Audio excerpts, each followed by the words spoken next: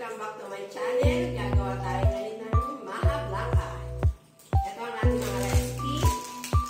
Corn flour. Corn. Optional kung gusto nyo yung buo o yung durog. And then, condensed milk. Fresh milk.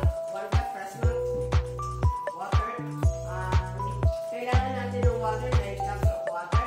Pero dito meron na tayong 2 cups. So, bali 7 cups na lang. So, guys, simple lang yan, guys.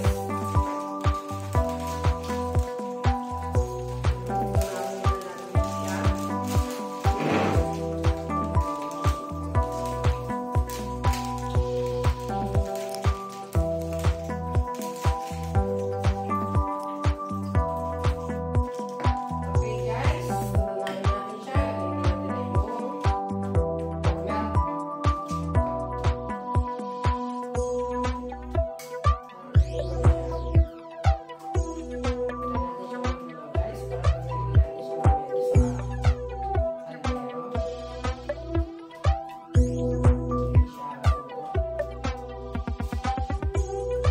Optional guys yan. Kung gusto nyo yung iba or yung fresh milk. Dahil ang available ko yung fresh milk. So, fresh milk pa yung ginamit guys.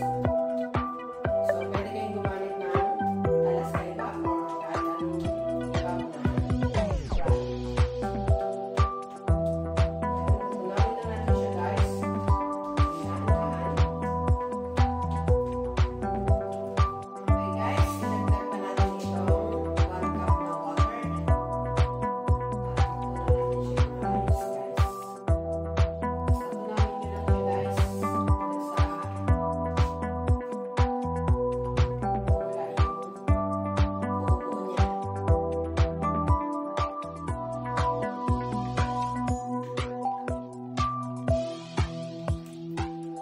Okay guys, ayan na siya, no? Babalikan natin siya mamaya guys. Ngayon, pupunta naman tayo sa pakalan natin. Okay guys, painitin muna natin yung kaldero natin guys. Tapos pag mainit na siya, saka lang natin ilalagay yung butter. Okay guys, mainit yung kaldero natin. Ihulog natin yung butter para matunaw. Tunawin muna natin yung butter. Ang bango-bango niya guys. Ang bango kasi siya guys pag nilalagyan ng butter.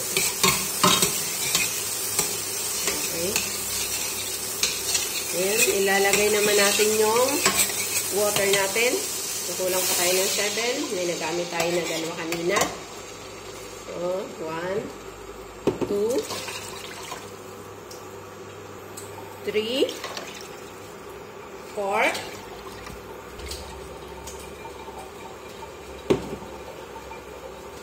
6, so 1 more.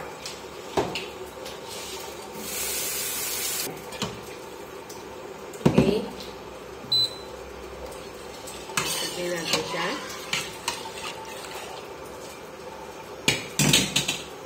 Guys, pakakulayin muna natin siya. Okay guys, ilalagay na natin yung sugar kasi kumukulo na siya. Yung corn, sama na natin yung sabaw para mas malasa.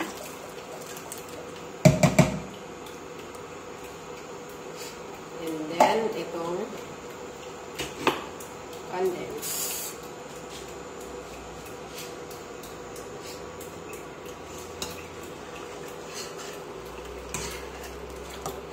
Halo lang natin yung guys.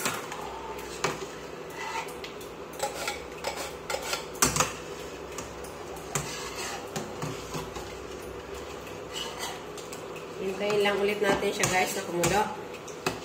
Iwan lang ulit natin siya guys. Okay guys, balikan na natin siya. Ayan, kumukulo na siya. So ngayon guys, take note guys, bigyan ko kayo ng konting tip.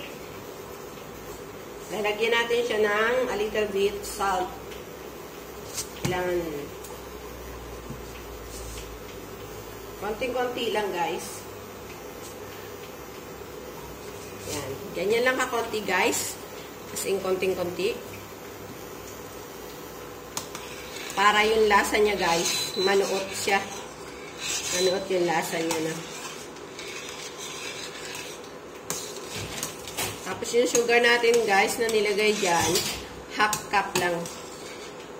Kasi matamis na yung condense natin. So, ayoko kasi ng sobrang tamis. Pero nasa inyo guys kung gusto niyo matamis na matamis. Pero yung half cup niya at saka isang condense, sakto lang yung tamis niya guys.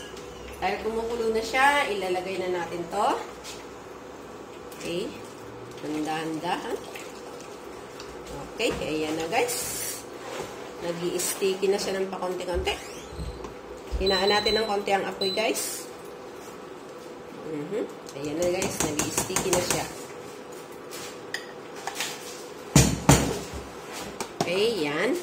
Hahaluin lang natin siya ng hahaluin hanggang sa maging sticky siya. Yummy.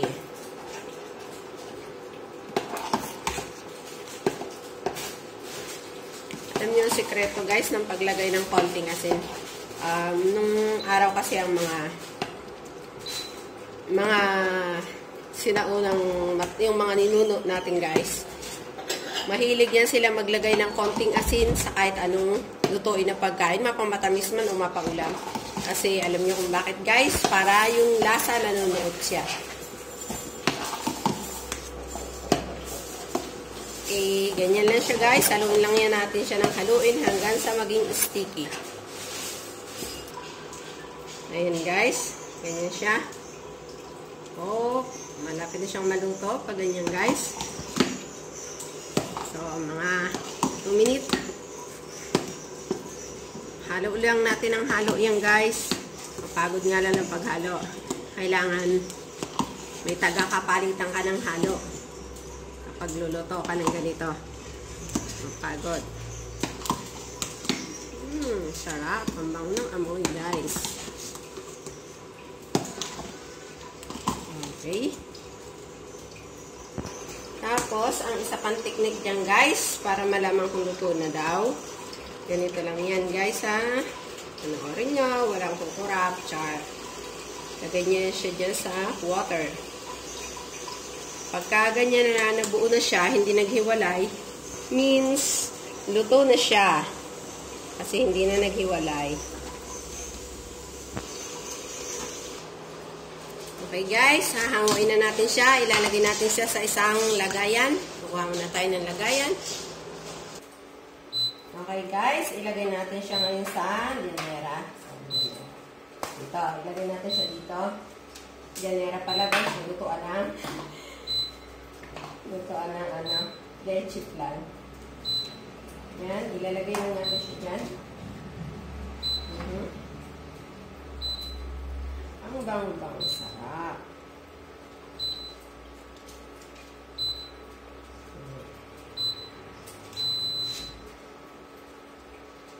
Tapos, pagkalagay niya ng ganyan guys, i-spread niya lang yan. Palaparin lang guys.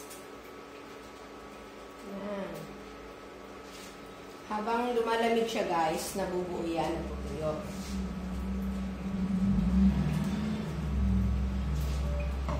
Tingnan muna natin siya. Palamigin muna natin siya ng konti bago natin lagyan ng topping sa ibabaw. Okay guys, ayun ang kinalabasan. Ito naman guys, ito yung peanut. So, spread lang natin yan guys. Sa ibabaw. Kung nasa inyo optional guys, kung gusto niyo nang may peanut or wala. Pero, for me kasi mas gusto ko na may peanut siya. Itong isa, may peanut. Sa ayaw ng may cheese. Pero ito, nilalagyan ko rin siya ng peanut. Kasi yung peanut guys, mas pandagdag lasa at saka mabango siya.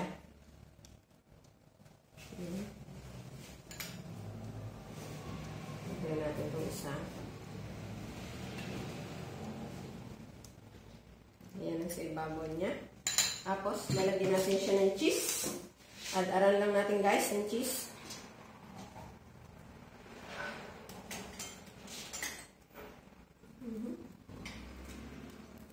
Hindi masyadong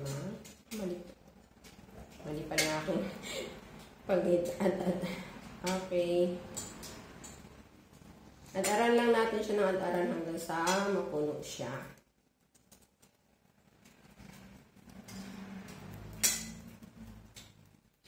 So, ayan ang ating maha blanca with cheese and peanut.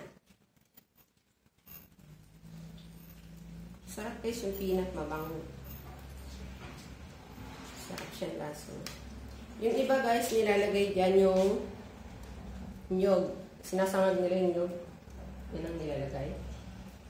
Optional yan guys sa iba kung anong gusto niyo. Kung gusto niyo peanut lang, kung gusto niyo cheese lang. Okay guys, ito na ang ating maha blanca with cheese and peanut. Ayan. Ito guys, yung isa puro peanut lang siya. Hindi natin siya nilagyan ng cheese kasi yung dada namin ayaw ng may cheese.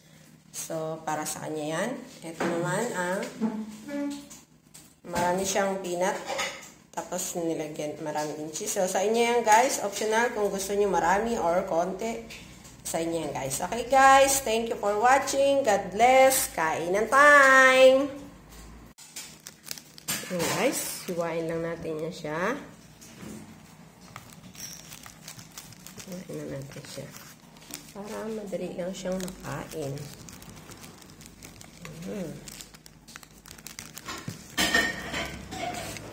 Yummy. Okay.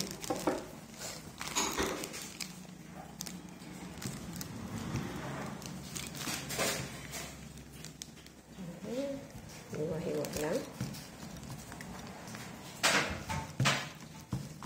Okay. Okay guys, ito na ang ating maha blanca with cheese and peanut. Kain na guys. Thank you for watching. God bless.